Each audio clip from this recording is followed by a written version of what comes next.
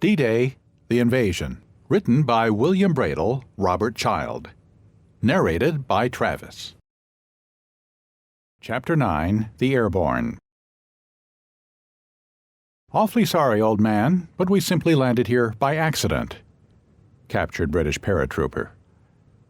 The weather didn't cooperate. Storms battered the area, and Eisenhower pushed the invasion date back to June 6th.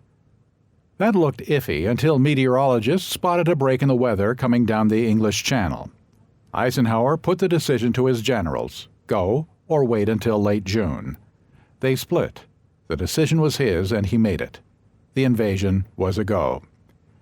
The first to jump were the Pathfinders, trained navigational paratroopers jumping in sticks of 14 to 18 men, of which 8 to 12 would set up the equipment, while 6 acted as bodyguards. Pathfinders were dropped 60 to 30 minutes before the main forces to set up radio and visual markers for the incoming planes and troops. At 9:30 p.m. on June 5th, 20 C-47s carrying 200 Pathfinders took off from British airfields, flying their circuitous route to the drop zones. The planes took anti-aircraft fire over the Canton Peninsula, coupled with cloud banks that forced the pilots up, down, and around their targets. The C-47 had a cruising speed of only 160 miles per hour. But the planes went in so fast, many Germans thought they were fighters. Off course and under fire, the men jumped. Of 18 U.S. teams to jump, many at only 300 feet, only one made its target. The others scattered over the peninsula with some in the channel. The Pathfinders had been trained in a special school, set up by 37-year-old Brigadier General James M. Gavin, who told his Pathfinders that when they landed in Normandy, you will have only one friend, God. The men landed in areas they had not trained for. They landed in water. They landed in hedgerows and in swamps. 2 dropped outside the headquarters of the German 352nd Division. Captain Ernst Düring leaped from his bed, dressed and fired his Schmeiser at the 2 men. He missed, the men disappearing into the night. Düring didn't realize until the end of the day that his boots were on the wrong feet. Captain Düring sounded the alert. 13,400 American paratroopers followed the Pathfinders, directed by Rebecca Eureka radio transponder sets every 10 miles and aerial beacons spaced 30 miles apart. The planes were coming in the back door, traveling southwest, then south, then east, and then north, with the whole trip lasting nearly 2 hours. Many of the men slept during the flight, mostly as a result of the anti-nausea pills they had been given. The 82nd and 101st had specific targets, but their drops became intermingled because the C-47 pilots hit the same anti-aircraft fire and cloud banks as the Pathfinders, and strangely, a lack of night training in the case of the pilots added to the confusion. For the vast majority, this was their first combat mission, and they were flying airborne torches. The C-47 did not have self-sealing fuel tanks like almost all other U.S. planes. The pilots were also terrified of mid-air collisions in the dark. They came in at the jump altitude of 600 feet, hit the flak and cloud banks, and either soared or lost altitude. The flak intensified, and the planes scattered with pilots speeding up to get away from the ground fire. The plan was for the paratroopers to jump at 90 miles an hour, but they jumped at much greater speeds. The planes went into evasive action, where the paratroopers knocked to the planes' decks. They had hooked up over the Channel Islands, unable to get up because of the loads they carried. They struggled to their feet, hooked up again, and as the planes leveled out, the pilots punched the green light. Of over 13,000 men, only 8 refused to jump, and stayed with the planes to face court-martial on landing. A 300-foot jump doesn't take long. The lucky ones dropped into fruit trees or open fields. Some members of the 505th and 506th were not so lucky, dropping into the town square of Sainte-Mère-Église instead of their planned site 5 miles southwest of town. The square was lit up because of a burning villa, probably hit by an anti-aircraft shell. The mayor raced to the German headquarters asking to raise the curfew so the citizens could fight the fire. The German guard was called out to look over the citizens, and the church bells sounded the alert. Flying over the town at 400 feet, the men jumped, and so began the legend of Private John Steele. Steele was drifting down, looking at the soldiers and civilians. A bullet, feeling like the bite of a sharp knife, hit him in the foot. His chute headed for and hooked on the steeple of the town church at one end of the square. Steele slid down the slate roof to hang just below the eaves next to the belfry and its ringing bells. Steele wasn't the only paratrooper hung up on the church that night. Private Ken Russell also hit the steep slate roof, and his suspension lines caught around the steeple. He slid down the roof and over the edge, dangling when his lines went taut. Sergeant John Ray also landed on the church roof, but on a lower level, and slid down into the square. He was shot in the stomach by a German with a machine pistol. The German brought his gun up to bear on Steele and Russell. Before he could fire, Ray got off a dying shot, hitting the German in the head and killing him. Steele attempted to cut himself loose, but his combat knife slipped from his hands, landing with a clang in the square below. Steele played dead from there on, to be cut down after the battle and taken prisoner. He would escape a few days later, although he was deaf for several weeks due to the clanging bells in the belfry. John Steele was from Metropolis, Illinois, and a fairly old paratrooper at 31 on D-Day. The actor Red Buttons played Steele in the movie The Longest Day at the age of 44.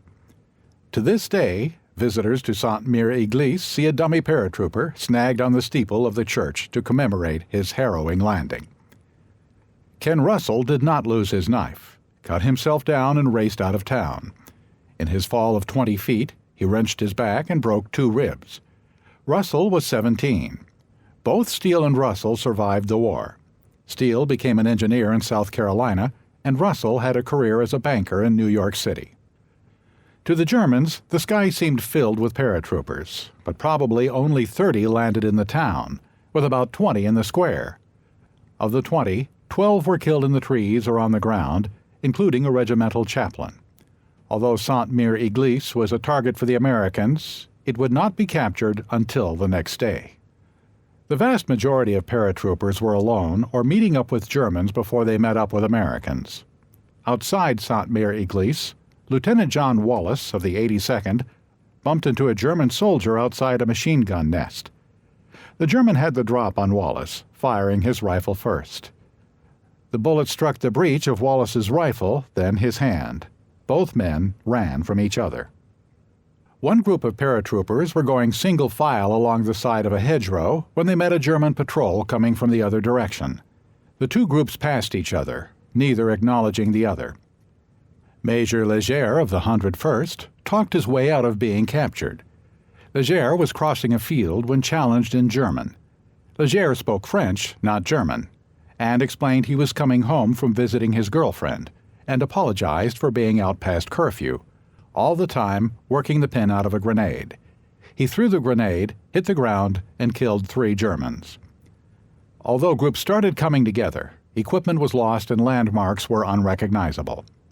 Some groups were led by privates, some by generals commanding only officers. With 3 senior officers, but only 2 enlisted men, General Maxwell Taylor told his group, "Never have so few been commanded by so many." Gliders started to land in the fields. The planners had overestimated the size of the fields and minimized the height and width of the hedgerows. Gliders smashed into the hedgerows or obstacles planted by the Germans. Many paratroopers and pilots were killed or injured, but the vast majority landed with only minor bumps and bruises, and they had their equipment. Men started to get their bearings. General James Gavin sent men on reconnaissance, while he and enlisted men searched for weapon bundles. A lieutenant returned out of a swamp, reporting a nearby railroad track. Gavin had his bearings. There was only one rail line in the area, the Cherbourg-Carentan line, running down the Mer de Rey Valley. While the paratroopers were scattered, their mission targets remained. Targeted batteries directly behind Utah, crossroads to seize, and hold against German reinforcements heading toward the beach and bridges to take over the rivers and canals. Another mission was to cover and clear landing zones for gliders coming in at 4 a.m. The groups were mingled. 82nd Troopers formed up with 101st, and their equipment was lost or scattered. They lost 60% of their supplies. Many men didn't even make the peninsula. One stick of 18 drowned after jumping into the English Channel. But the small bands grew. Officers and leaders emerged. Targets were identified and taken. The men could only defend their gains with the arms they carried. The Germans could have swept them away with any kind of response. But for now, the Americans held the key to Utah Beach. On the east side of the invasion, British paratroopers came in gliders, landing from a height of 5,000 feet between two parallel rivers, the Con and the Orne. Two bridges crossed the two rivers, and holding them would stop the Germans from going east to west, from Con to the coast. The British paratroopers could not just attack and blow the bridges. They had to capture the bridges intact, because they would be needed for the British Army to march east to capture Con. The British would not only have to capture the bridges, but they had to stop the Germans from blowing them as well. The gliders landed almost on top of the bridges, surprising the Germans and the British taking the bridges. The British radioed the success signal, ham and jam, ham and jam. 150 men now held the bridges, waiting to be relieved. Waves of planes carrying British paratroopers followed the glider troops and ran into the same weather problems and anti-aircraft fire as the Americans. They were equally scattered and lost. One lost officer climbed a mileage signpost, lit a match, and determined roughly where he was. For some, the war was over. Two paratroopers landed on the lawn of the headquarters of Major General Josef Reichert, the commander of the 711th Division, and were quickly surrounded. Reichert demanded to know where they came from. One of the paratroopers answered, "Awfully sorry, old man, but we simply landed here by accident." Like the Americans, the scattered British formed up into ever larger groups, found where they were, and set out on their jobs. The Germans were scattered as well. The generals were away from the area, Rommel on his way to Germany for his wife's birthday, and most of the others at a War Games conference in Rennes, 120 miles away. Reports from men like Captain Düring went into Paris and then Berlin. They were filtered and delayed. The reports never reached Hitler that night. He was asleep, and his aides wanted more confirmation before they dared to awaken him. Plus, Pas-de-Calais and its proximity to England kept the defenders thinking Normandy was a diversion. Some convinced themselves the paratroopers were merely shot-down bomber crews. It would take until the morning to convince most, but not all, the Germans that the invasion of Normandy was real.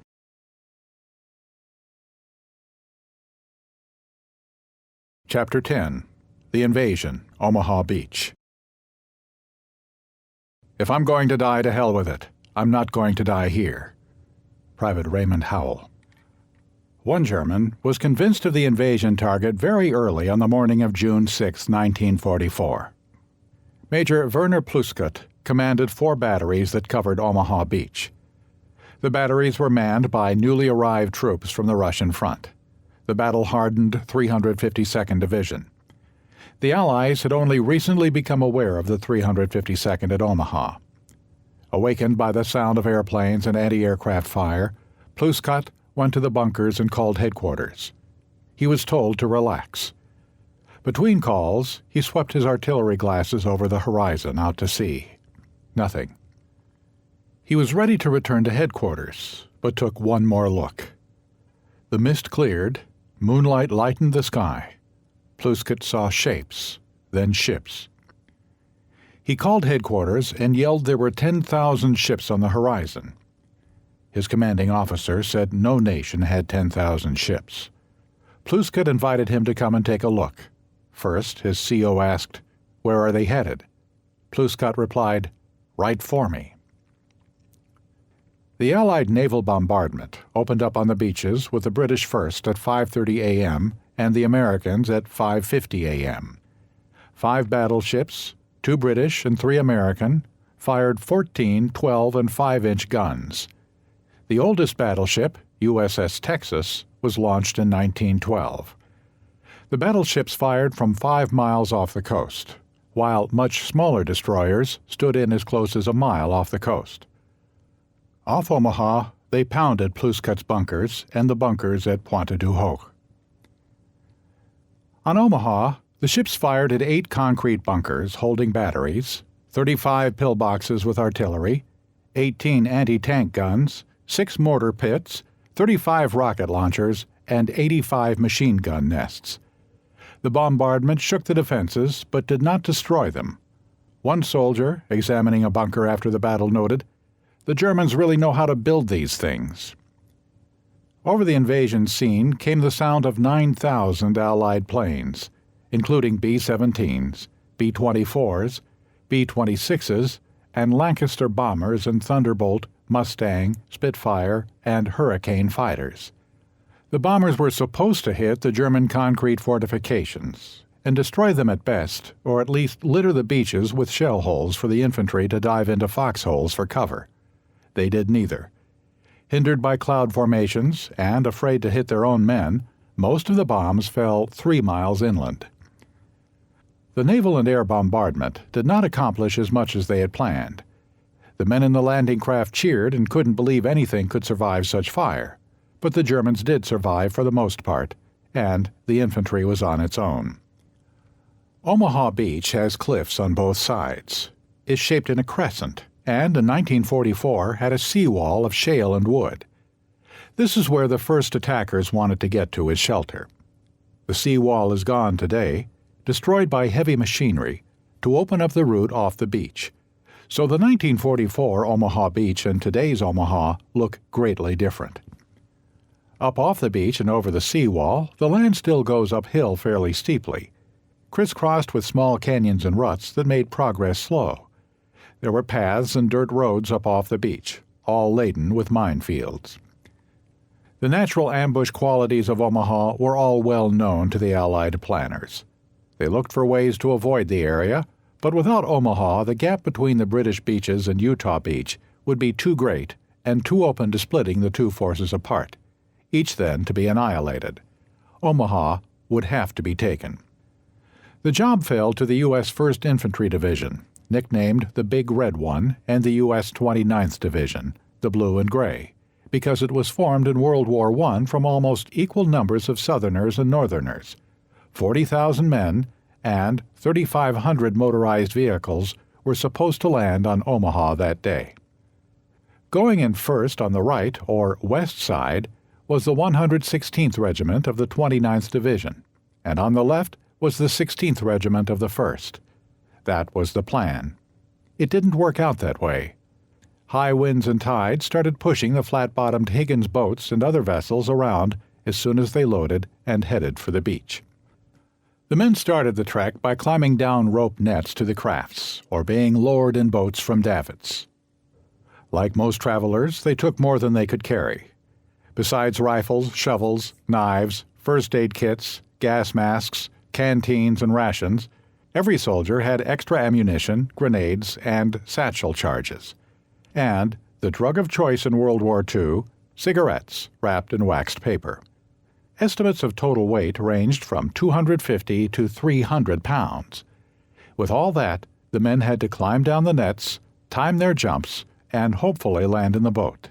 Some didn't. The first wave of 3,000 men started for the beach at 5:30 a.m.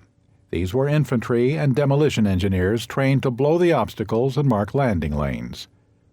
The timetable was by the minute, with some tasks to be done in 1 or 2 minutes, with the next waves coming in 6-minute intervals starting at 7 o'clock a.m. The elements and the Germans upset the timetable. The Higgins boats, loaded with 30 men each, headed for the beach, silent for now. They got closer, and it was still quiet, with some men thinking the landing might not even be opposed. The men were tired after being cooped up in the transports, and now as the blunt nose of the craft smashed into the waves, they became seasick and wet, as spray broke over the front and sides. The boats were so packed there was no room to move, and the men became sick over each other and themselves. Some boats took so much water they sank. Seeing this, men started bailing out their boats with their helmets, and officers ordered the boats lightened by jettisoning precious cargo overboard. One soldier summed it up saying, "That guy Higgins ain't got nothing to be proud of about inventing this goddamned boat." Some of the soldiers in the sinking boats would drown, weighed down by their loads and not inflating their life vests. If a man could get to his Mae West, he would most likely come to the surface as the compressed air shot him upwards. The inventor, Andrew Toty, invented the device because he built a boat in his youth, and his mother was worried because he couldn't swim. To placate her, he invented the Mae West and sold the design to the U.S. government for $1,600 in 1936. Mr. Toty might not be the real inventor, because the son of inventor Peter Marcus claimed his father invented the device. Regardless, the Mae West saved a lot of lives on D-Day. As landing craft approached the beach, they started to hit mines. Men were thrown hundreds of feet in the air. An LCT dropped its ramp right on a sea mine, blowing a Sherman DD tank 100 feet in the air. Men in the water implored passing boats to pick them up, but the coxswains had orders not to stop, and they hardened their hearts to the cries. From the lesson learned at Slapton Sands, there were rescue vessels especially assigned to pick up survivors, although many men spent hours in the water. Besides hitting mines, most of the DD Sherman tanks, the artillery support for the men when they hit the beach, sank.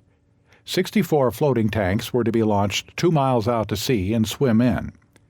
Of the 32 allotted to the 1st Division, 29 were launched and 27 sunk as the running sea and waves ripped up the canvas airbags and flooded the engines. 2 made it, and 2 were launched closer in, but the infantry had no significant armor support at the beginning of D-Day. The naval bombardment stopped as the boats neared the beach. At 500 yards, there was no firing coming from the Germans. At 400 yards, the Germans opened up with machine guns, mortars, and artillery. The fire came mostly downward from the heights on each side of the beach, catching the boats and disembarking men in their crossfire, just as Rommel had planned. The ping of machine gun bullets hitting the front of the Higgins boats ended as ramps dropped. The bullets now hit the men trying to get out of the boat into the water and up the beach. Some boats were so stacked up in the front from so many men killed that the survivors went over the side. Some boats grounded, and the men jumped into 6 feet of water going straight to the bottom, discarding guns and supplies, pulling on their life vests. Tragedy would strike the town of Bedford, Virginia, when Company A of the 29th hit the beach. 30 men from the town of 3,000 were in Company A, which went in virtually alone when their sister companies, G and F, drifted a half-mile east of the landing zone. The Germans concentrated all their firepower on Company A, and 19 of the 30 Bedford boys were killed. 4 more Bedford boys would be killed in later fighting. As a percentage, Bedford suffered the highest casualty rate of any U.S. municipality. The armed forces had disallowed brothers to serve in the same unit, after the 5 Sullivan brothers were killed in the sinking of the USS Juno in 1942 off Guadalcanal. After the Bedford incident, the armed services disallowed units based on geography. The National D-Day Memorial is in Bedford, Virginia. Adding to the high seas and surf was smoke as the shelling set the grass on fire.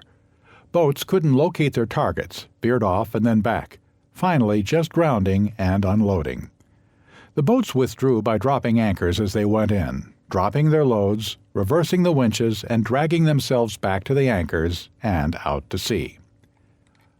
One factor that did not hinder the invasion was the Luftwaffe, though they did make a brief appearance. Near Lille, Wing Commander Joseph Pips Preeler was put on alert to scramble his 124-plane squadron of Focke-Wulf 190 fighters. Preeler could only scramble 2 as the rest had been pulled out of the sector the previous afternoon. Preeler was livid, but went on the attack, saying to his wingman, Sergeant Heinz Wudarzik, "Now listen, there are just the 2 of us. We can't afford to break up. For God's sake, do exactly as I do. Fly behind me and follow my every move." He paused. "We're going in alone, and I don't think we're coming back." They took off at 9 a.m., coming in at Sword Beach at 400 feet high, then on to Juno, Gold, Utah, and Omaha, strafing as they went. They went through the fire, ranging from handheld machine guns to the guns of the battleships without a scratch. Preeler managed a brewery after the war, marrying the owner's daughter. There was an Allied plane shot down on D-Day, a victim of friendly fire. A P-51 came low over the beach and was shot down by the 474th Anti-Aircraft Battery. The American pilot parachuted safely down on the beach. No action was taken against the battery as they had orders to fire at anything below 1,000 feet. The demolition engineers were brought in, but not at their targets and off schedule. They went to work on the first available obstacles. Instead of blowing up 16 paths, they managed only 6. They were lucky to get those done. Men hid behind the obstacles, and the Germans targeted the engineers, often waiting until 6 or 7 obstacles had been wired, then killing the engineer before he had the chance to blow the charge. Some boats cleared paths by hitting the obstacles, setting off the teller mines. The boats were destroyed and the men killed, but a path was open. Casualties among the engineers was 50%. At 7:00 a.m., the second wave landed. The water in the beaches started looking like a junkyard with floating radios, ammo boxes, entrenching tools, and reels of wire. Blasted landing craft were everywhere, and dead men floated in the water. Through the mess came the third wave, then the fourth. It was looking good to the Germans. An officer radioed back to headquarters a play-by-play saying, "At the water's edge, the enemy is in search of cover behind the coastal zone obstacles. A great many motor vehicles, among them 10 tanks, stand burning on the beach. The obstacle demolition squads have given up their activities. Debarkation from the landing boats has ceased. The boats keep further out to sea. The fire of our battle positions and artillery is well placed, and has inflicted considerable casualties on the enemy. A great many wounded and dead lie on the beach. When offered reinforcements, the 352nd Commander radioed back, 'We don't need them.'" The commander was wrong. On the beach, the men started moving forward for the perceived shelter of the seawall, and getting across the beach to the shingle became an obsession. And this is where the discipline and training took over, said Sergeant Robert Slaughter of the 116th Regiment. Slaughter reached the seawall, lit a cigarette, and cleaned his rifle. But the seawall was a false shelter. The Germans had it zeroed in with mortars and artillery, and the barrage began. Slaughter's colonel, Colonel Charles Canham, wounded and waving a Colt .45, went nuts. To a cowering officer he shouted, "Get your ass out of there and show some leadership!" And they did. To stay was to die. Men started heading up the hill. Officers showed leadership with one lieutenant running up to a bunker, tossing a grenade and taking 6 prisoners. The enlisted men figured if he could do it, they could do it. Private Raymond Howell, an engineer, summed it up when hit by shrapnel. He recalled, "If I'm going to die, to hell with it, I'm not going to die here. If I'm going to be infantry, I'm going to be infantry. So I don't know who else. I guess all of us decided, well, it's time to start."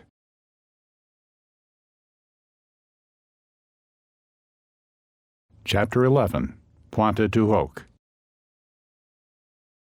"Will you tell me how we did this? Anybody would be a fool to try this. It was crazy then, it is crazy now."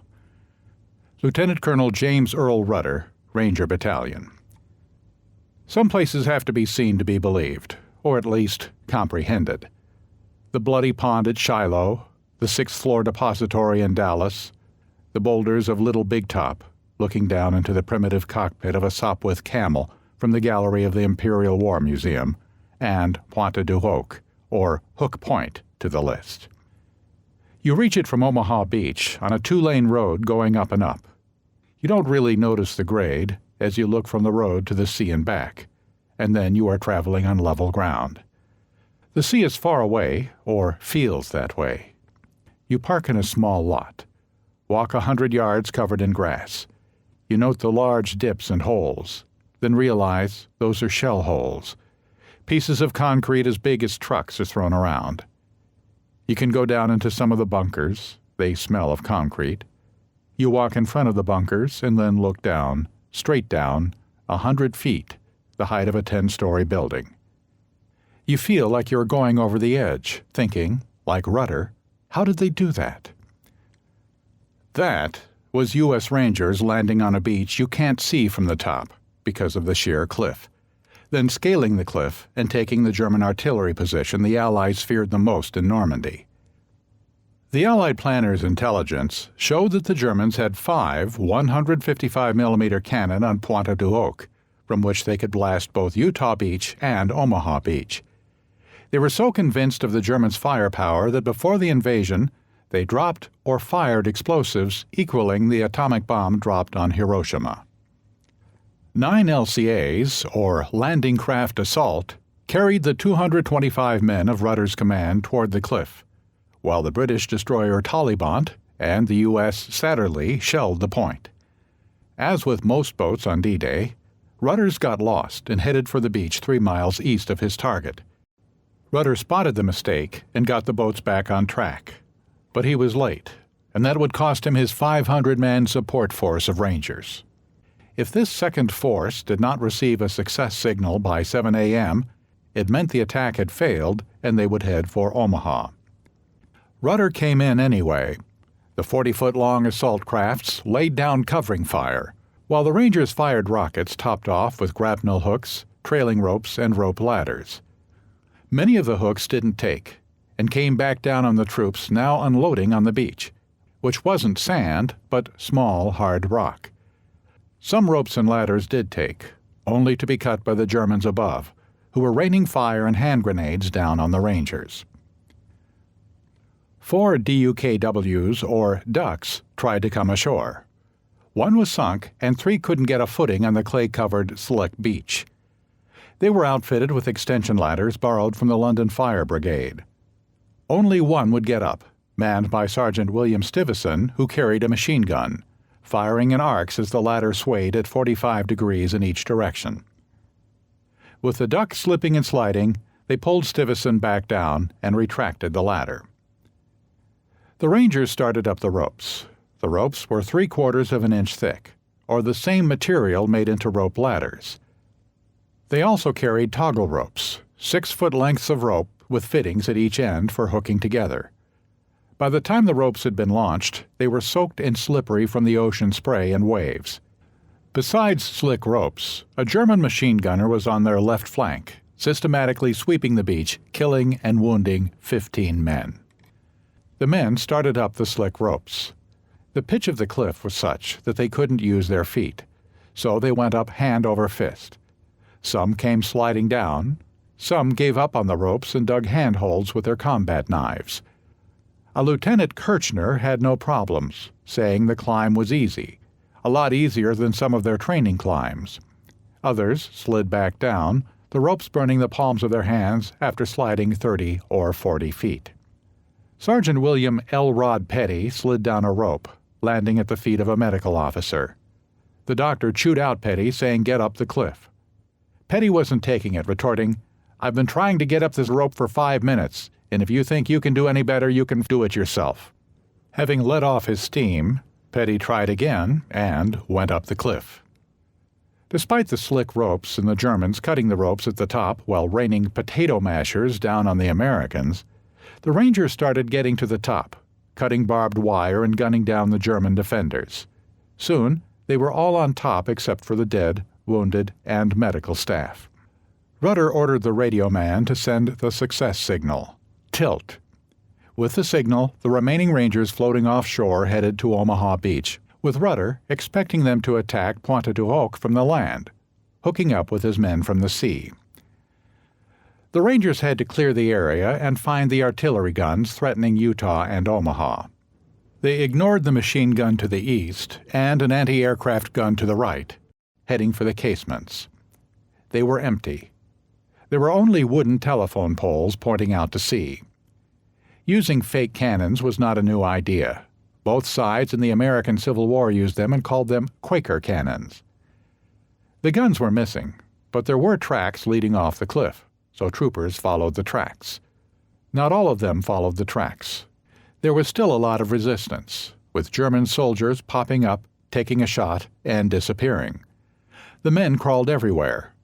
Private Robert Fulling came back 25 years later because he wanted to see what the place looked like standing up. The biggest roadblock remained the machine gun nest on the eastern edge of the defended area. Nothing the Rangers had could hit or wipe it out. A Navy signal team boat attached to the Rangers had taken a shell and sunk, but a Lieutenant Eichner of the Rangers lugged a World War I signal light, outfitted with a tripod and telescopic sight from the team's equipment. His men found the batteries, got it hooked up, and signaled the Satterlee. The destroyer fired for range, and on the third shot, the 5-inch guns blew the machine gun nest off the cliff face. The Satterlee spent 40 days off the Normandy coast, then took part in the invasion of southern France and moved on to serve in the Pacific. She was decommissioned after the war, put in reserve, and scrapped in 1970. Actor Henry Fonda served as quartermaster 3rd class on the Satterlee, but had transferred to officer school prior to D-Day. The search for the guns continued, while the Rangers met stiff resistance. Sergeant Petty was now up the cliff and in the lead, when 2 Germans jumped up out of a shell hole right in front of him. He fell to the ground, firing his BAR as he went, the bullets going right between the 2 German soldiers. They threw their guns down and surrendered. A Ranger behind him cracked, "Hell, Elrod, that's a good way to save ammo. Just scare 'em to death." At 8:15 a.m., 50 Rangers were now on the perimeter looking for the guns, following the tracks. Half a mile inland, they found them, set up, loaded with stacks of shells ready to be fired on Utah Beach. Across a field 100 yards away, 100 German artillerymen were waiting for the barrage to lift. The Rangers had to work fast, pushing thermite grenades down the barrels, smashing the sights. Another group found a bigger ammunition dump and blew it up with grenades. Much has been made of the guns being gone.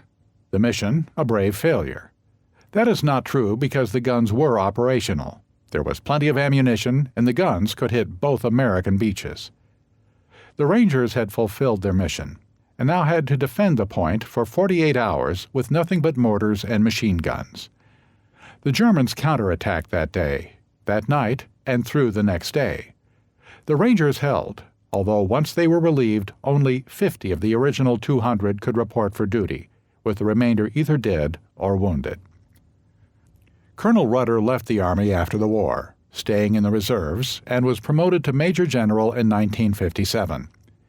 In 1959, he became president of his alma mater, Texas A&M University, a post he held until his death in 1970. Rudder initiated many changes at A&M, which allowed it to grow into a renowned university. Against strong resistance from alumni and legislators, he made membership in the Corps of Cadets optional, allowed women to attend, and integrated the university. Rudder Tower is at one end of the Memorial Student Center. The wearing of hats in the center is prohibited to honor the Aggie War dead.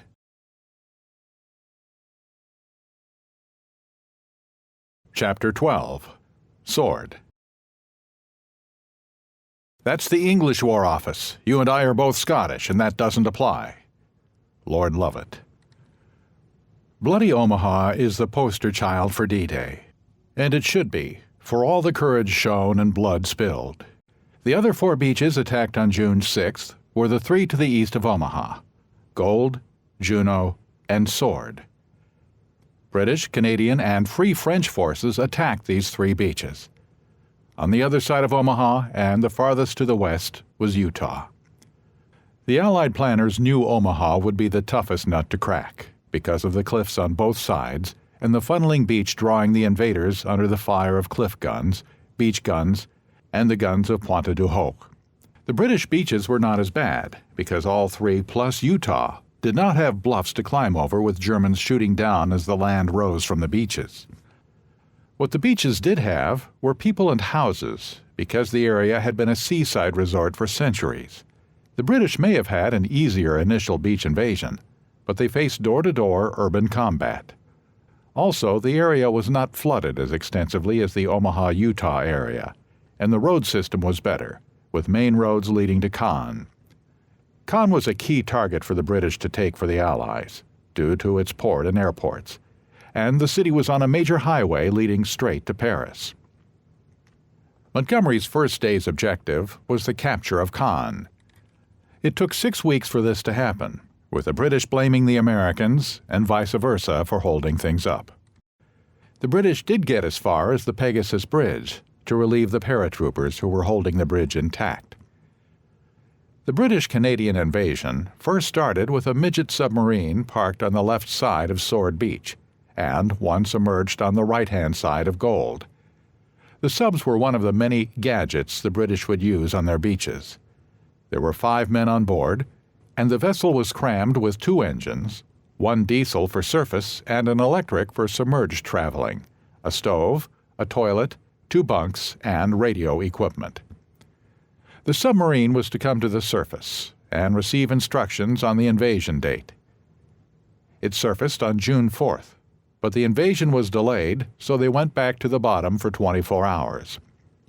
When the invasion was on, it surfaced, sending out a green light to mark the easternmost edge of the invasion route and radio messages directing traffic.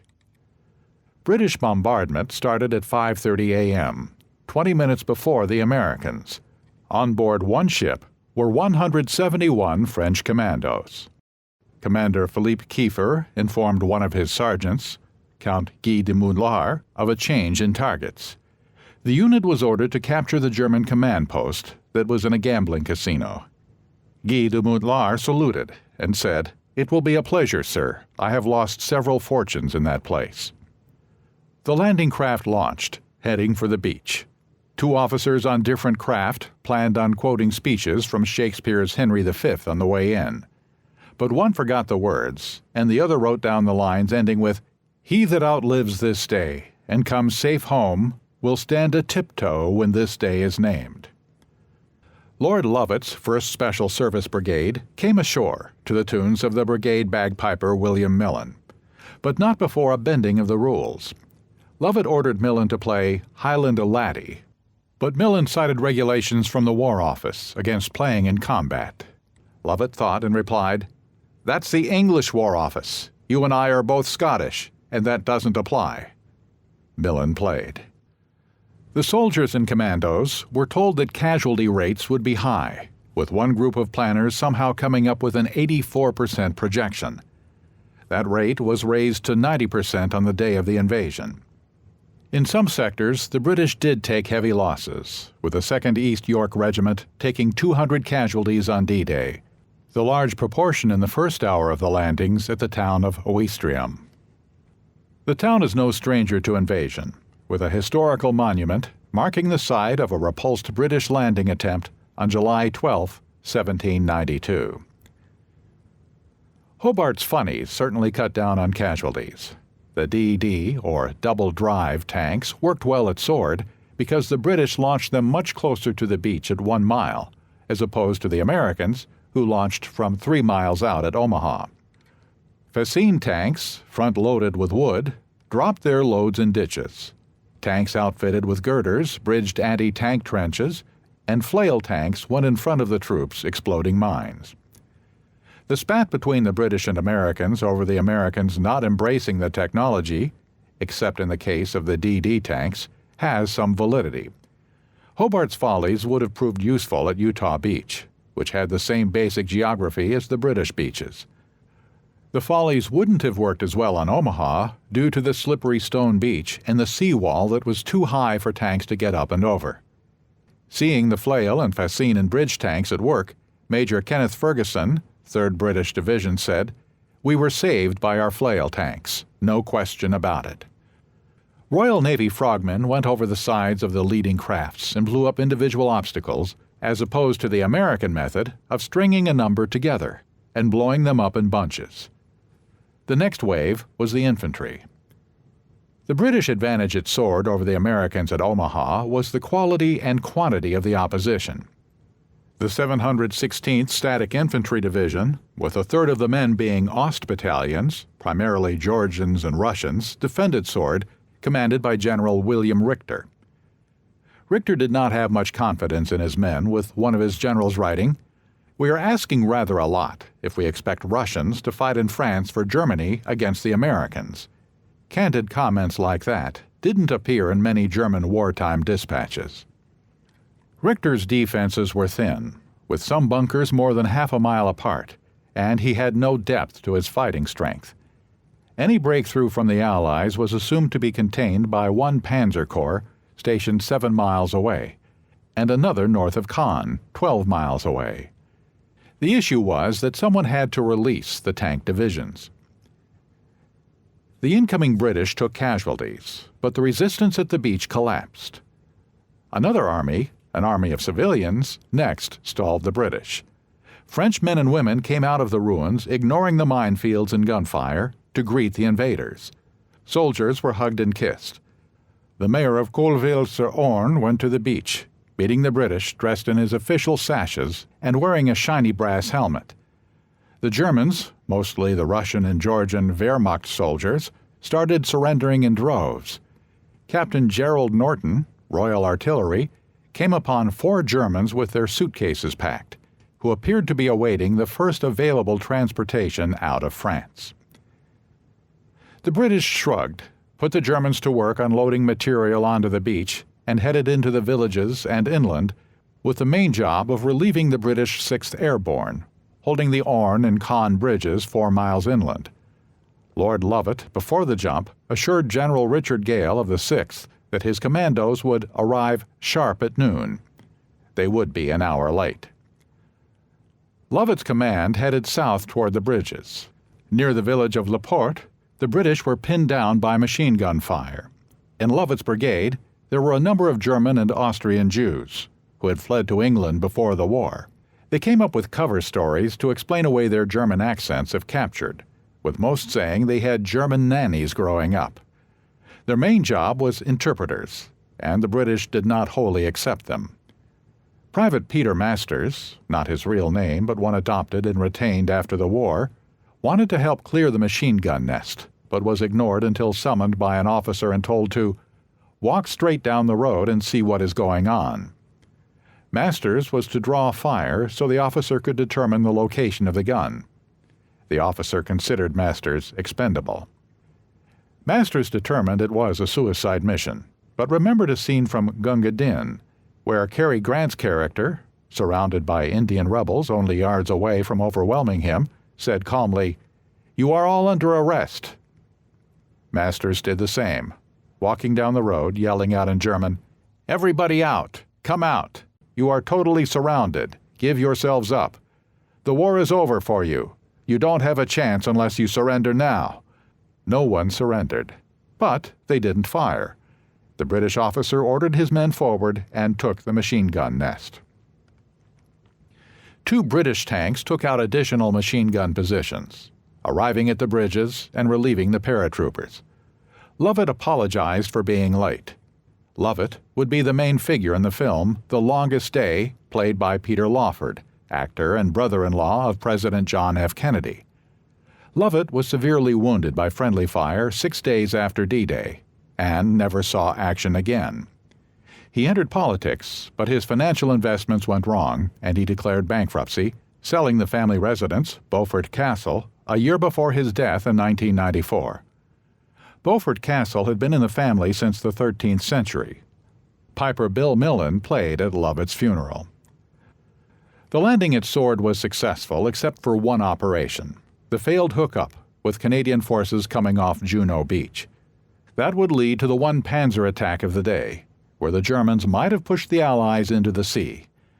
The British landed 29,000 men on Sword and had over 600 casualties. They didn't achieve Montgomery's ambitious goals on day 1, but they were ashore and they would stay ashore.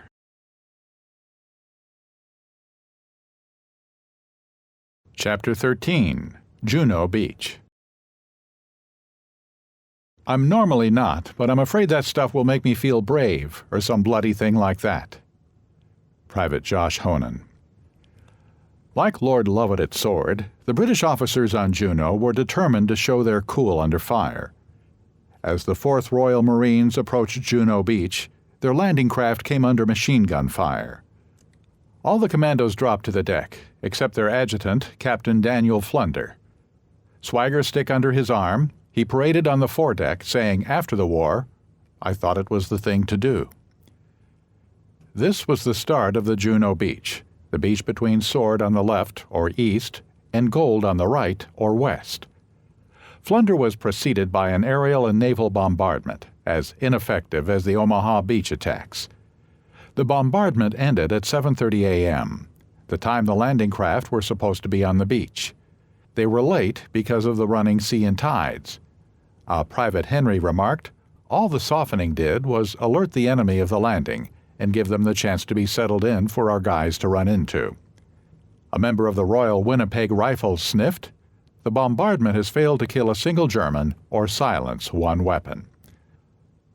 The mostly Canadian force landed in an area similar to the landings at Sword, fortified residential houses on the town of Cousol. Fighting was hand-to-hand urban warfare. The battle lasted only 2 hours, though the mopping up was sometimes brutal. Canadians are not generally considered warlike, but Canadian combat troops in World War II were all volunteers.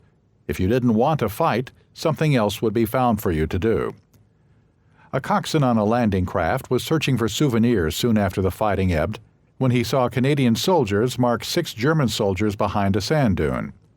Thinking it might be a good place to search for souvenirs, the coxswain followed, only to find the Germans dead with their throats slit. He turned away. Sick as a parrot, I didn't get my tin hat. Perhaps the Canadians' behavior was a reaction, as they wanted revenge for the Dieppe raid, where 60% of the Canadian attacking force of 5,000 men was killed, wounded, or missing. Also, Juno inflicted the highest casualties of the 3 British beaches, with 340 killed, 574 wounded, and 47 taken prisoner. Casualty figures at Juno were similar to Omaha, with 1 in 19 becoming a casualty on Omaha and 1 in 18 at Juno. The difference was that 40,000 men landed on Omaha and 21,000 on Juno. Also, the geography was different. On Omaha, the men had to get past the beach, gain the seawall, and then scale the bluffs. There were no bluffs at Juno. Finally, the attackers at Juno had the funnies and the maneuvering room to use them. At Juno, the funnies included fascine tanks, flail tanks, bridge tanks, bulldozer tanks, and flamethrower tanks, trailing armored fuel tanks holding 400 gallons of fuel, supplied to the flamethrower by a pipeline running under the tank. Some of the tanks were bogged down in trenches or anti-tank fortifications, but the majority came through blasting and scraping the seawall away, opening up the streets of the city. One tank went down into a tank trap hole. A girder tank came along, placing its bridge over the hole and the sunken tank. The bridge was removed from the tank and improved by engineers later in the day. The bridge would be in use until 1976. When the bridge was finally dismantled, the tank in the hole was discovered, raised up, and now sits as a monument just outside Courcelles. Like Omaha, rough seas delayed the landings and the aerial and naval bombardments were ineffective. Reefs on the eastern side of the landing area ripped open and sank landing craft. One company lost half its men, a similar percentage as Company A, the Bedford Boys on Omaha Beach. There were also mistakes made with men like Captain Daniel Flunder taking drastic action. A floating tank came ashore, racing up the beach and running over the dead and wounded. Flunder saw what was going on and ran down the beach yelling, "They're my men!" smashing his swagger stick on the tank. The men in the tank were oblivious, so Flunder pulled out a grenade, pulled the pin, and placed the grenade in a wheel sprocket, blowing off the tank tread to stop the carnage. After the beach was cleared, the Army moved inland, fighting its way through the town of Saint-Aubin-sur-Mer. Units then headed east to hook up with the British landing on Sword, 7 miles away. Sergeant Tom Plum, also of the Royal Winnipeg Rifles, was at the wheel of a mortar carrier. The carrier in front of him was ordered by the LCT captain to disembark. The driver said the water was too deep. The captain insisted. The driver obeyed and sank in 10 feet of water. The captain ordered Plum to follow. Plum and the other drivers refused the order and were threatened with court-martial by the captain. The men stood their ground, and the captain found a shallower spot to unload the carriers. Plum learned later that the captain received a dishonorable discharge. Another Canadian, Private Josh Honan, hit the beach and raced for the seawall. He collapsed next to 2 other soldiers, one of whom pulled out a flask and offered Honan a drink. Honan declined, and the soldier was offended, asking if Honan was a teetotaler. Honan answered, "I'm normally not, but I'm afraid that stuff will make me feel brave or some bloody thing like that." Private Honan raced into the town. The guns fell silent, and the citizens appeared.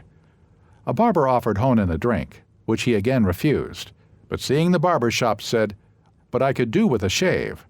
Honan sat down in full soaking battle dress and got his shave. The beach was cleared in less than 2 hours. Correspondents on Juno Beach had no communication devices except 2 baskets of carrier pigeons.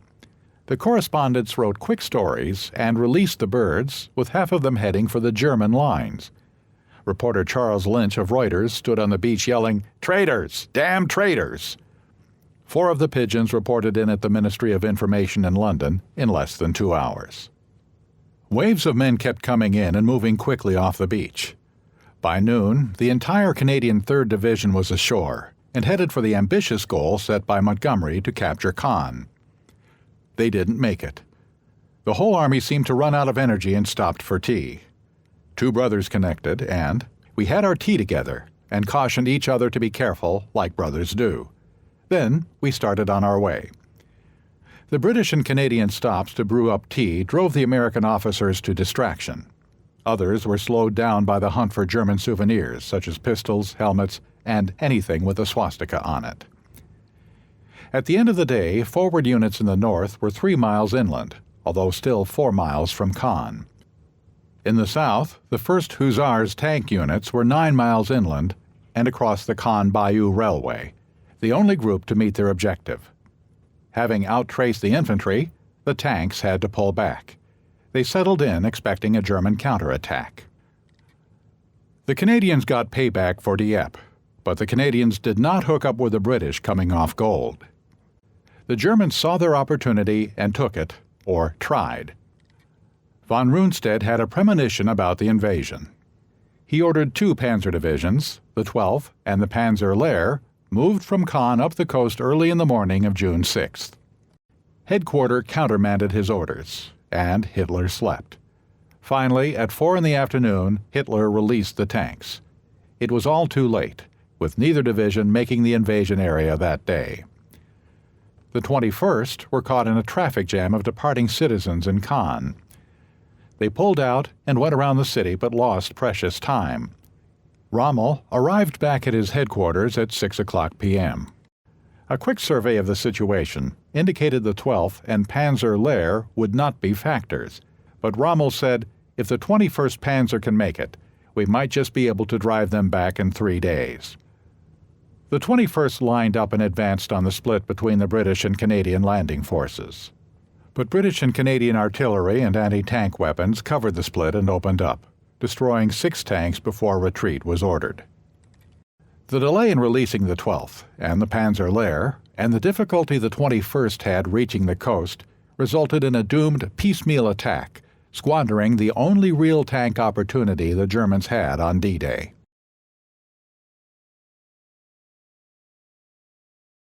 Chapter 14.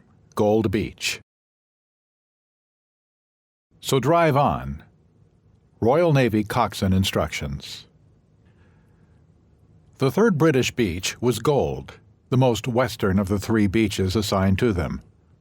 Frogmen went first, going over the sides of Higgins boats at 7:30 a.m. to clear obstacles that put up more of a fight than the Germans. The British attack began an hour later than the U.S. attack because low tide came later on the British beaches due to the west-to-east movement of the waves. The hour gave the aerial and naval bombardment an extra hour, which improved their accuracy on Gold.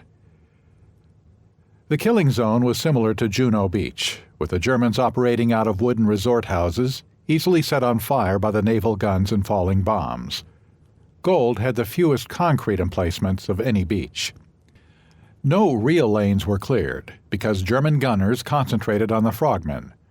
The British had anticipated this, and gave the landing craft crews explicit, written orders to smash in and over the obstacles.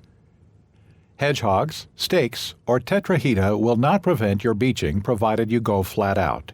Your craft will crunch over them, bend them, and squash them into the sand, and the damage to your outer bottom can be accepted, so drive on. The instructions ended with, Do not worry too much about how you are to get out again. The first and primary object is to get in and land without drowning the vehicles. A tetrahedra was a welded steel obstacle based on the tetrahedron, a geometrical four-faced triangle. The crews knew their business, running their LCTs through the obstacle gauntlets and dropping off 2 companies of Hobart's funnies. Only 2 tanks were lost, but 20 of the LCTs hit submerged mines. For once, the aerial and naval bombardment had done some real damage. There was no German armor on the beach. It was populated with dazed and surrendering Wehrmacht troops of numerous nationalities. Tank Commander Pat Blommy described the scene.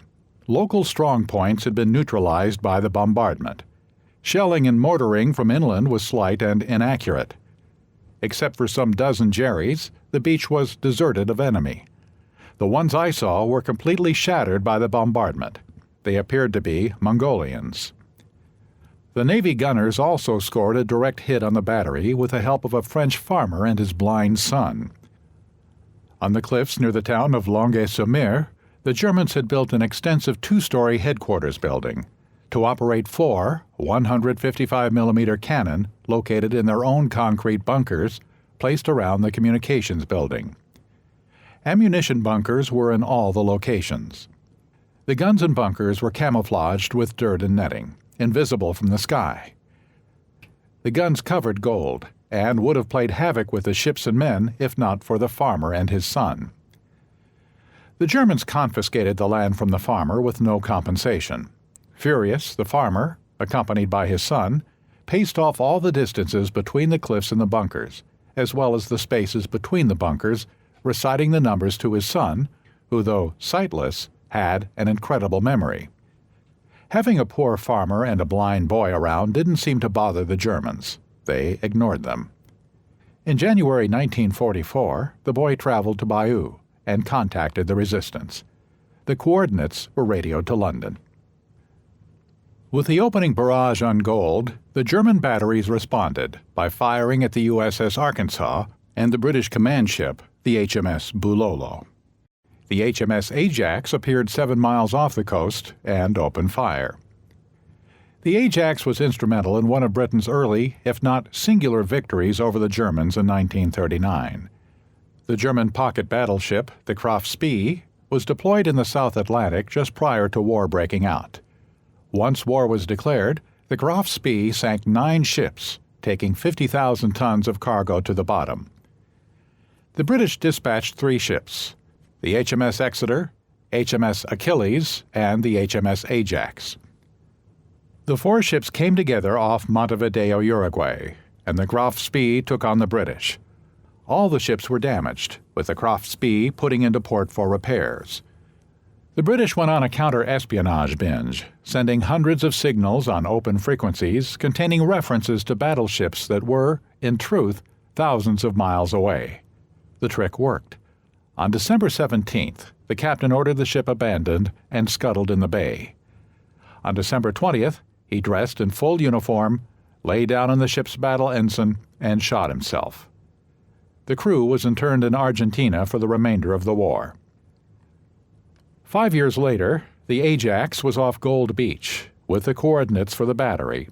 The ship's guns took out 2 of the 155mm guns and turned on the 3rd bunker. A shot went through the embrasure, hit the gun, ricocheted off the breech, went out an open door, and exploded with a fire setting off the ammunition dump. There were no survivors. The British attacking the beach were the 50th Division, the Northumbrian, along with the 7th Armored Division, Piercy Hobart's old division, the Desert Rats. The major point of German resistance came from the east side of the beach, with machine gun fire backed by mortar fire that, along with the beach obstacles, destroyed all the British tanks. The Germans were firing from the brick resort hotels lining that part of the beach. The beach master, Lieutenant Commander Brian T. Winnie, Royal Navy, took the scene and made an executive decision to route incoming craft away from the area to the left and right of the fighting. In a short time, the Germans had no targets within range. About this same time, a friendly fire incident occurred when its own ship shot down a Royal Navy spotter plane. The pilot jumped. His parachute opened, and he landed in shallow water near the beach. He took a boat back to his ship. The German strategy in the area was not to defend the beachhead itself, but to keep a regiment in the town of Bayeux for rapid deployment to the beaches. The regiment, Kampfgruppe Meyer, named after its commander, responded quickly but not to the attack at Gold. The group had marched out at 4:00 a.m. toward Isigny, which is in the back of Utah and Omaha beaches, to counter a reported paratrooper attack. At 8:00 a.m., Meyer was ordered to countermarch 20 miles back toward Gold Beach. The regiment did not get back to the area until 5:30 in the afternoon. The British were already inland and attacked the regiment, killing Meyer. The regiment did stop the British advance and kept them out of Bayeux, but only for one day. The day ended with over 25,000 men ashore and a perimeter reaching inland 6 miles. There were only 400 casualties on Gold Beach. Chapter 15. Utah Beach. We're going to start the war from here. Brigadier General Theodore Roosevelt. The landing on Utah Beach resulted in the fewest casualties of any beach, with 200 men wounded, killed, or missing.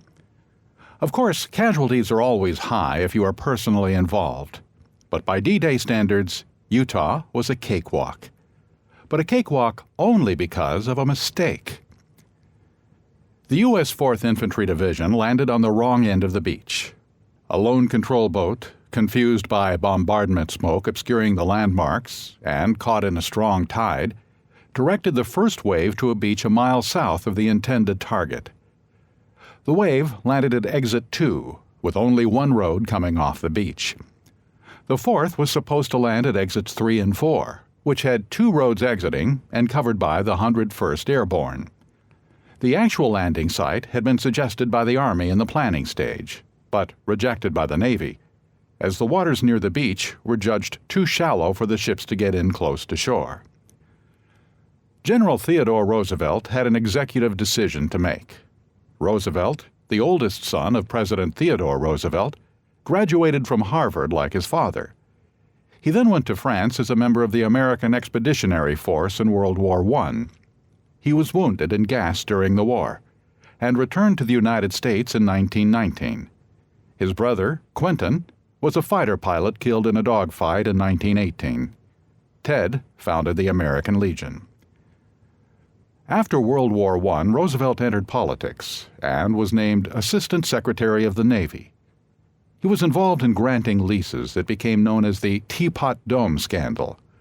He was cleared of all charges, but his cousin, Franklin Roosevelt, used the scandal against him when Ted ran for governor of New York. Eleanor Roosevelt followed Ted to his campaign events around the state, driving a car with a steaming teapot on the roof. Ted never forgave her. He lost the election.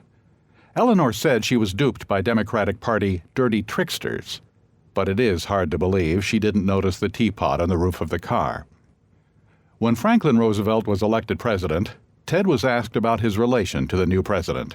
He quipped, "Fifth cousin, about to be removed."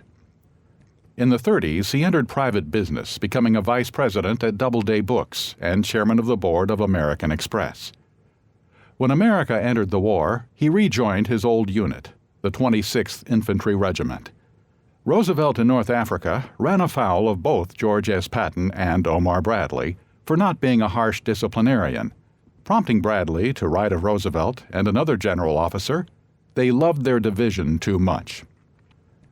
Roosevelt was named to the staff of the 4th Infantry Division as a planner.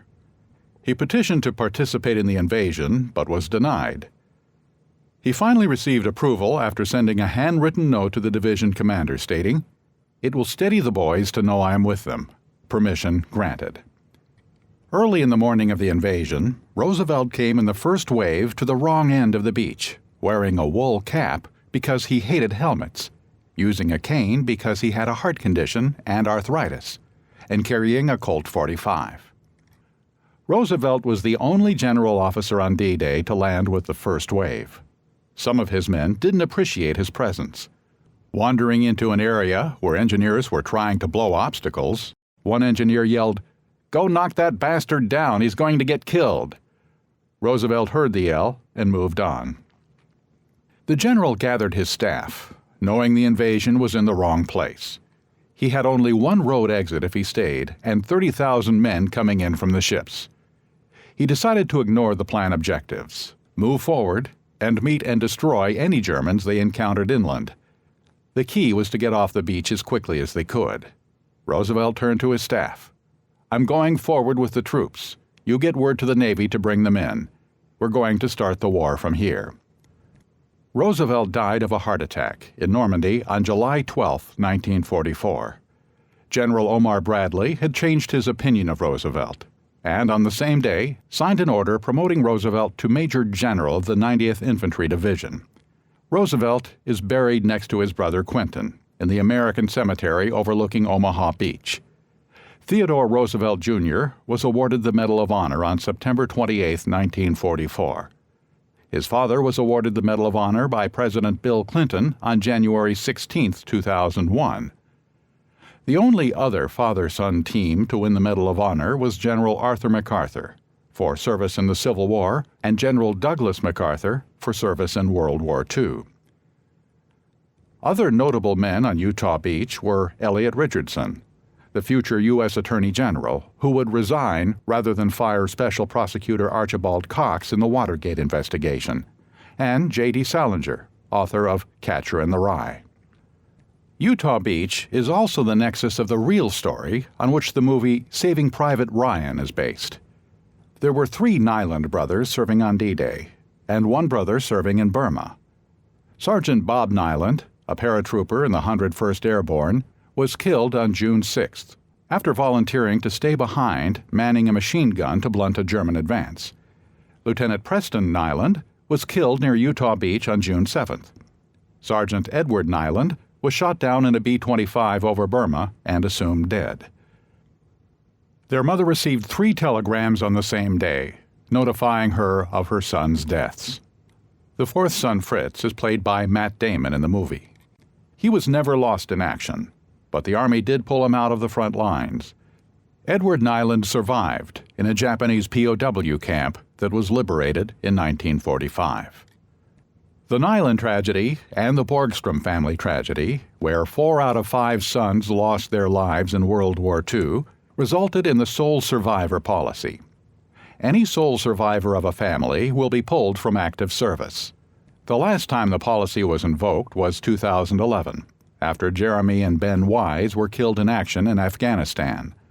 A 3rd son, Bo, was taken out of active military service.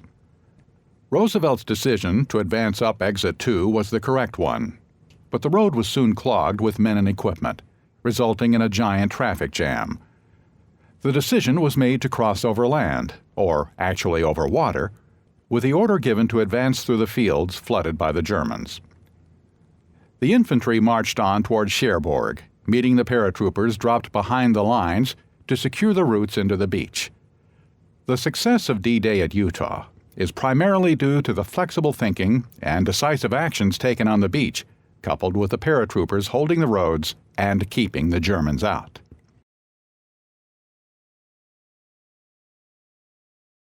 Chapter 16. Omaha Beach, the End of the Beginning. But they did it so that the world could be free. Dwight D. Eisenhower. At 8:30 a.m. on June 6, 1944, additional landings on Omaha were canceled. There were too many men on the beach stacked up behind obstacles or behind the seawall. This was the critical moment. The invasion would either fail or succeed at this point. It would only succeed if men started getting off the beach. There were 5,000 soldiers on shore, which meant 5,000 potential dead or captured Americans.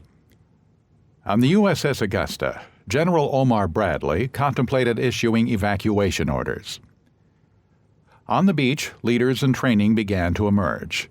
Men started forward, crawling, blowing up or cutting paths through barbed wire, going through minefields. Captain Robert Walker of the 116th Regiment started up the beach, passing many dead bodies, all facing forward. General Norman Cota landed with the 116th Regiment in the second wave. He yelled over to another battle group, "What outfit is this?" Someone yelled back, "5th Rangers." Coda replied, "Well, goddamn it then, Rangers, lead the way." "Rangers lead the way" is now the official slogan of the Rangers. Colonel George A. Taylor rallied the men of the 16th Infantry Regiment with a blunt truth. There are two kinds of men staying on this beach, those who are dead and those who are going to die. Now, let's get the hell out of here. The commander of the 116th, Colonel Charles D. Canham, waving a bloody bandaged hand and a Colt .45, moved among his men, exhorting them to get off the beach, declaring, "They're murdering us here. Let's move inland and get murdered." They did. Wounded 2nd Lieutenant Donald Anderson gathered up the courage to get up, and at that point, I changed from a rookie in combat to a veteran. Others inspired men with bravado, like Ranger Sergeant Bill Courtney, who yelled down to his men, "Come on up. The son of a bitches are cleaned out." A German machine gun opened up. Courtney fell to the ground, threw 2 grenades, and yelled out again, "Come on, the SOBs are cleaned out now." Private Carl Wiest and Captain George Whittington spotted and circled around a German machine gun position, holding 3 Germans. One of the Germans wanted to surrender, jumping up and yelling, "Beta! Beta! Beta!" Whittington killed all 3 with his machine gun, turning to Wiest saying, "I wonder what beta means." At 1:30 p.m., Bradley received this message from shore. "Troops formerly pinned down on beaches, easy red, easy green, fox red, advancing up heights behind beaches." At the end of June 6, 1944, the invaders at Omaha Beach would be 1 mile inland. In total, 175,000 Allied soldiers were ashore on the Normandy beaches, a front stretching 50 miles, but only 6 miles inland at the greatest point. Historians will forever argue among themselves that the Allies won because of American industrial might or British technology. They will say Germany's defeat was inevitable because of Hitler's mistakes. It was probably Hitler himself who knew the key to the battle best with this summation. The destruction of the enemy's landing attempt means more than a purely local decision on the Western Front. It is the sole decisive factor on the whole conduct of the war, and hence in its final result. Once defeated, the enemy will never again try to invade, and invasion failure would also deliver a crushing blow to British and American morale. In the end, it was not America's overwhelming industrial might, or Hobart's funnies or strategy, that won the battle and the war. It was the soldiers who had to drop into the water when the ramp went down and advance into the fire. They won the war. Eisenhower said it best. It just shows what free men will do rather than be slaves. This has been D-Day, The Invasion, written by William Bradle, Robert Child. Narrated by Travis.